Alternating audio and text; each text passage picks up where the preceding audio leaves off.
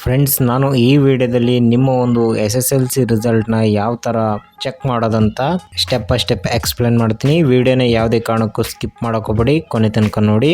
So ವಿಡಿಯೋನ ನೋಡೋದ್ರಿಂದ ನಿಮ್ಮ ಒಂದು SSLC ರಿಸಲ್ಟ್ನ ನೀವು ಯಾವ ಒಂದು ವೆಬ್ಸೈಟಲ್ಲಿ ನೋಡ್ಬೋದು, ಹಾಗೆ ಈಸಿಯಾಗಿ ನಿಮ್ಮ ಒಂದು ರಿಸಲ್ಟ್ನ ಸಹ ನೀವಿಲ್ಲಿ ನೋಡ್ಬೋದು. ಸೊ ಮತ್ತೆ ಆಗ್ತಡ, ಬನ್ನಿ ವಿಡಿಯೋನ ಶುರು ಮಾಡೋಣ.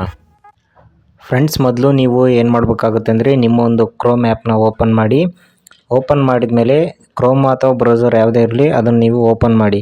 ಸೊ ಓಪನ್ ಮಾಡಿದ್ಮೇಲೆ ನೀವು ಇಲ್ಲಿ ಸರ್ಚ್ ಮಾಡಿ. ಸರ್ಚ್ ಬಾರಲ್ಲಿ ಕರ್ನಾಟಕ ಎಕ್ಸಾಮಿನೇಷನ್ ರಿಸಲ್ಟ್ 2024 ಅಂತಿದೆ ನೋಡಿ, ನೀವು ಆ ಥರ ಸರ್ಚ್ ಮಾಡಿ.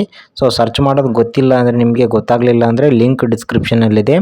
ಆ ಒಂದು ಲಿಂಕ್ನ ಸಹ ನೀವು ಕ್ಲಿಕ್ ಮಾಡಿಕೊಂಡು ನಿಮ್ಮ ಒಂದು ರಿಸಲ್ಟ್ನ ನೋಡ್ಬೋದು. ಸೊ ಅದು ಯಾವ ಥರ ನೋಡೋದಂತ ನಾನು ಇವಾಗ ತಿಳಿಸ್ಕೊಡ್ತೀನಿ. ನೋಡಿದ್ರಲ್ಲ, ಈ ಥರ ಸರ್ಚ್ ಮಾಡಿದ ಮೇಲೆ ಫಸ್ಟ್ ಏನು ಮಾಡಬೇಕಾಗುತ್ತೆ ಅಂದರೆ, ಇಲ್ಲಿ ಸುಮಾರು ವೆಬ್ಸೈಟ್ಗಳು ಬರುತ್ತೆ. ನೀವು ಫಸ್ಟ್ ಒಂದು ವೆಬ್ಸೈಟ್ ಇದೆ ನೋಡಿ, ತೋರಿಸ್ತೀನಿ ನಾನು ನಿಮಗೆ. ಇಲ್ಲಿ ನೋಡ್ತಾ ಇರ್ಬೋದು, KARRESULTS.nic.in ಅಂತಿದೆ ನೋಡಿ. ಆ ಒಂದು ವೆಬ್ಸೈಟ್ ಬಂದ್ಬಿಟ್ಟು ನೀವು ಗೌರ್ಮೆಂಟ್ ಅಫಿಷಿಯಲ್ ವೆಬ್ಸೈಟ್ ಆಗಿರುತ್ತೆ. ಸೊ ನಿಮ್ಮ ಒಂದು SSLC ರಿಸಲ್ಟ್ ಇದರಲ್ಲೇ ನೋಡೋಕ್ಕಾಗೋದು, ಬೇರೆ ಯಾವ ಒಂದು ವೆಬ್ಸೈಟಲ್ಲೂ ನೀವು ನೋಡೋಕ್ಕಾಗಲ್ಲ.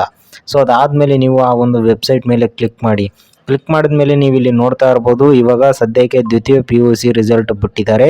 ಸೊ ಇವಾಗ ಯಾಕಂದರೆ ಇನ್ನೂ ರಿಸಲ್ಟ್ ಬಿಟ್ಟಿಲ್ಲ, ನಾಳೆ ರಿಸಲ್ಟ್ ಬಿಡ್ತಾರೆ. ಸೊ ಆ ಥರ ಬಿಟ್ಟಾದಮೇಲೆ ನೀವು ಇಲ್ಲಿ ನೋಡ್ತಾ ಇರ್ಬೋದು, ದ್ವಿತೀಯ PUC ಅಂತಿದೆ ನೋಡಿ, ಅಲ್ಲಿ SSLC ಫಲಿತಾಂಶ ಪ್ರಕಟಣೆ ಅಂತ ಅಲ್ಲಿ ಲಿಂಕ್ ಕೊಡ್ತಾರೆ. ಸೊ ಆ ಒಂದು ಲಿಂಕ್ನ ನೀವು ಕ್ಲಿಕ್ ಮಾಡಿದ ಮೇಲೆ ನೆಕ್ಸ್ಟ್ ಇಲ್ಲಿ ರಿಜಿಸ್ಟ್ರೇಷನ್ ನಂಬರ್ ಕೇಳುತ್ತೆ. ಅಂದರೆ ಆಲ್ ಟಿಕೆಟ್ ನಂಬರ್ ಏನಿರುತ್ತಲ್ವ, ಆ ಒಂದು ರಿಜಿಸ್ಟ್ರೇಷನ್ ನಂಬರ್ ಕೇಳಿದ ಮೇಲೆ ಈ ನಂಬರ್ನ ಹಾಕ್ಬಿಟ್ಟು ಕೆಳಗಡೆ ಡೇಟ್ ಆಫ್ ಬರ್ತ್ ಕೇಳುತ್ತೆ. ಸೊ ಆ ಡೇಟ್ ಆಫ್ ಬರ್ತ್ನ ನೀವು ಹಾಕ್ಬಿಟ್ಟು ನೆಕ್ಸ್ಟ್ ಸಬ್ಮಿಟ್ ಮೇಲೆ ಕೊಟ್ಟರೆ ನಿಮ್ಮ ಒಂದು ರಿಸಲ್ಟು ಶೋ ಆಗುತ್ತೆ. ಸೊ ಫ್ರೆಂಡ್ಸ್, ನೋಡಿದ್ರಲ್ಲ, ಈ ಥರ ನಿಮ್ಮ ಒಂದು ರಿಸಲ್ಟ್ನ ನೀವು ಇಲ್ಲಿ ಚೆಕ್ ಮಾಡ್ಕೋಬೋದು. ನಿಮ್ಮ ಒಂದು ರಿಸಲ್ಟ್ ಚೆಕ್ ಮಾಡಬೇಕಾದ್ರೆ ತುಂಬ ಲೋಡಲ್ಲಿರುತ್ತೆ, ಯಾಕಂದರೆ ಕಂಟಿನ್ಯೂ ಆಗಿ ಎಲ್ಲ ಒಂದು ಸ್ಟೂಡೆಂಟ್ಸ್ ಏನಿರ್ತಾರೆ ಚೆಕ್ ಮಾಡೋಕ್ಕೆ ಟ್ರೈ ಮಾಡ್ತಾರೆ. ಸೊ ಒಂದೇ ವೆಬ್ಸೈಟ್ ಆಗಿರೋದ್ರಿಂದ ಸರ್ವರ್ ಡೌನ್ ಆಗುವಂಥ ಚಾನ್ಸಸ್ ತುಂಬ ಇರುತ್ತೆ. ಹಾಗಾಗಿ ಟೆನ್ಷನ್ ತೊಗೊಳಕ್ಕೋಗ್ಬೇಡಿ, ಕಂಟಿನ್ಯೂ ಆಗಿ ನೀವು ಟ್ರೈ ಮಾಡ್ತಾಯಿರಿ, ಖಂಡಿತವಾಗಿ ನಿಮ್ಮ ರಿಸಲ್ಟು ಶೋ ಆಗುತ್ತೆ.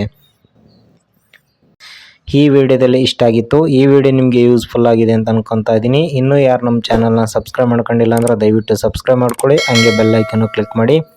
ಮತ್ತೆ ಮುಂದಿನ ವಿಡಿಯೋದಲ್ಲಿ ಸಿಗೋಣ. Thank you.